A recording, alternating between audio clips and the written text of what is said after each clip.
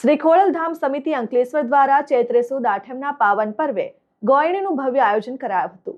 ચૈત્ર માસની નવરાત્રી અને આઠમના પાવન અવસર પર શ્રી ખોડલધામ સમિતિ અંકલેશ્વર દ્વારા 674 કુંવારિકાઓને ચૈત્રી નવરાત્રી નિમિત્તે ગોયણી કરી તેમનું પૂજન પ્રસાદ તેમજ ભેટ આપવામાં આવી।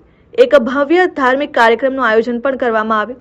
શ્રદ્ધા અને ભક્તિના સંગમ સમાન આ પ્રસંગે ચૈત્ર સુદ આઠમના નિવેદ નિમિત્તે મહાપ્રસાદનું સુંદર આયોજન કરાયું। સર્વજ્ઞાતિની કુંવારિકાનું શ્રી ખોડલધામ સમિતિ અંકલેશ્વરે પ્રથમ વખત ભોજન અને પૂજન કરાવ્યું, જેમાં મોટી સંખ્યામાં ભક્તોએ ઉમળકાભેર ભાગ લીધો। ભક્તિમય માહોલ અને મા ખોડલ સહિત 7 બહેનોના તથા રામ, લક્ષ્મણ અને માતા સીતાજીના બાળ સ્વરૂપોનું આકર્ષણ જોવા મળ્યું। બાળકોના દિવ્ય સ્વરૂપોએ ઉપસ્થિત સૌ કોઈના મન મોહી લીધા અને સમગ્ર વાતાવરણમાં એક અનોખી ધાર્મિકતા ફેલાઈ ગઈ। ભક્તોએ આ બાળ સ્વરૂપોના દર્શન કરી ધન્યતા અનુભવી હતી।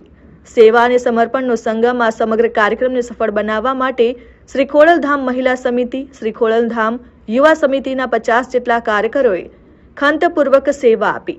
આ પ્રસંગે શ્રી ખોડલધામ દક્ષિણ ગુજરાત ઝોન અધ્યક્ષ અને ટ્રસ્ટી ભરત પટેલ, મનસુખ રાદડિયા, પંકજ ભુવા, જિલ્લા કન્વીનર જયશીલ પટેલ સહિતના અગ્રણીઓ અને ભાવિકોએ ઉપસ્થિત રહી મા ખોડલના આશીર્વાદ મેળવ્યા હતા અને અંકલેશ્વર સમિતિની આ ઉત્કૃષ્ટ કામગીરીને બિરદાવી હતી। ખોડલધામ સમિતિ અંકલેશ્વર વતી મા ખોડલનો ચૈત્રી નવરાત્રીના દિવસે ગોયણીનો કાર્યક્રમ રાખેલો હતો, જેમાં 675 દીકરીઓએ ભોજન લીધું, એમની પૂજા કરવામાં આવી અને મા ખોડલની આરતી કરી, રામલલાની આરતી કરી અને દીકરીનું પૂજન કરી અને સરસ મજાનું ભોજન બેસાડી ભોજન પ્રસાદ કરાયો છે।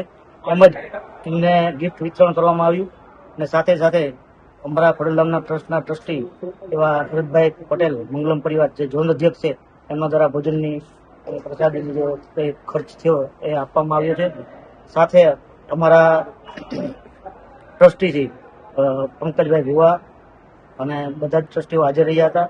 સાથે ખોડલધામ સમિતિ અંકલેશ્વર અને ખોડલધામ મહિલા સમિતિ તેમજ ખોડલધામ કેડીવાય સમિતિ દ્વારા સરસ મજાનો સૌનો સાથ, સૌના સહકાર સાથે આ કાર્યક્રમ ભવ્ય રીતે પૂર્ણ કરવામાં આવ્યો છે, જેમાં 675 દીકરીને ભોજન આપી એમને ગિફ્ટ વિતરણ કરવામાં આવ્યું। Nimesh Goswami, RN news, Ankleshwar, Jhagadia.